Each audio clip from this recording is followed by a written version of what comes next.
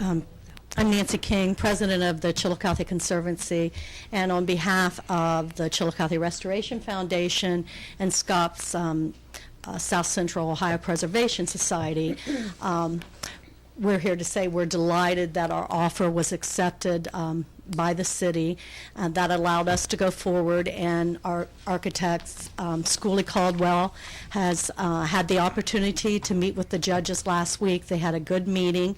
They indicated that the judges' space needs were a little less than what they anticipated, and are going forward in I believe, a rapid pace. We are aware that time is of the essence in reference to some other planning issues related to the AEP building, and we're taking that seriously. And again, we just want to thank you for that opportunity, because we do believe that the Carlisle is our jewel. It might be tarnished right now, but it's our jewel, our architectural jewel, and we are proud to present it as a part of this discussion, and we believe the plan will provide a solid foundation for comparative analysis.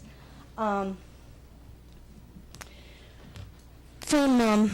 some of the information that we have received concerning the AEP plan, purchase plan, and remodeling, and I believe addition, and the information we have received from the Carlisle Tower Group, we believe the utilization of the Carlisle building, including the house and building, will be substantially less in expenditure, either with a lease purchase, which includes using the tax credits, or even a purchase outright and remodel. We are excited to have the opportunity to put that plan forward, and we'll be doing so very quickly. And I just, again, I'm happy to hear what Marvin had to say. This is an exciting time, and that's how we're viewing it, as an opportunity. And we do believe that that public discourse should be pursued. This is an important long-term decision, and it's an opportunity, and that's how we're viewing it, and we think that's how you all are viewing it, and we're excited about that. If the city will provide more specific cost projections in reference to the AEP, Schooley Caldwell can, at no cost to the city, prepare a professional, accurate, side-by-side cost analysis for all the permutations of use as a tool for you all in your consideration. And that would be looking at the courts and the administration, and any other permutations, having a side-by-side cost analysis. And again, that's an offer that we're making to you in a way to go forward. And so, again, thank you very much. It's been an exciting couple weeks, and we had the opportunity to go back into the Carlisle building. It's the first time I'd been in quite some time. Carlisle Tower, Inc., I believe, has owned the building for a little over a year and a half. I think it was October 2007. And I was amazed at the space capabilities. There wasn't any scent of smoke. It's clean, it's dry, and it's a shell. It looks like a spec building to me. It's ready to roll. Of course, a lot of work needs to be done, but again, that will be in a plan. So thank you very much again, and thank you, Marvin. It is an exciting time. Thank you all.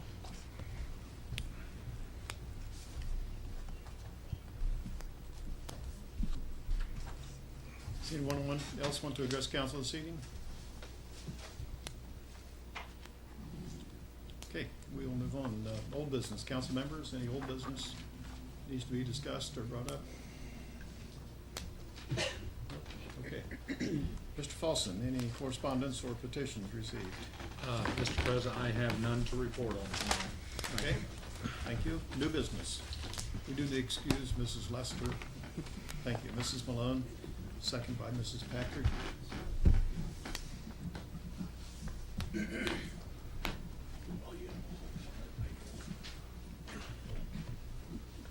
roll call. Ames, Yes. Bonner, Yes. Cross, Yes. Henderson, Yes. Malone, Yes. Patrick, Yes. Kroll, Yes. Trutville. Yes. And Mrs. Lester is excused. Any other new business, council members? Nope. Okay, we will move on with our agenda. Committee assignments and meeting dates. Committee assignments given since, or made since our last regular meeting. 268 to Human Resources, an ordinance accepting the conciliator report for the ASPE contract. 269 to Finance, appropriate funds to purchase uniforms for police new hires. 270 Human Resources, amend ordinance of non-bargaining unit employees to match benefits of the ASPE contract. 271 Human Resources, for grant received, authorize the law director's office to create a temporary position funded by that grant. 272 Development, authorize transit to apply for the operating grant from ODOT. 273 Engineering, authorized increased wattage of street light at 240 East 4th Street to a 200 watt. 274 Finance, appropriate $983.70 for a new computer in the treasurer's office. And as far as meeting dates, as you've heard by the motion and approval, we will meet on Tuesday, May 26th for our next regular legislative meeting. And you can see we do have open dates for review session. If your council committee has assignment or information you want to share with all of council, please let us know. We'll get that scheduled for you. With that, gets us to legislation this evening. Item number 1. Third reading of an ordinance amending sections 354.01, 354.02, 354.03, 354.04, 354.05, 354.06, and 354.99, and enacting sections 354.07 and 354.08 of the revised ordinances of the City of Chillicothe to provide for the issuance, use, and enforcement of permits within residential metered parking areas and declaring an emergency. Third reading. Okay, roll call.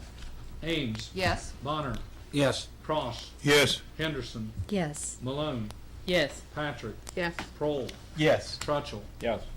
And that ordinance did pass.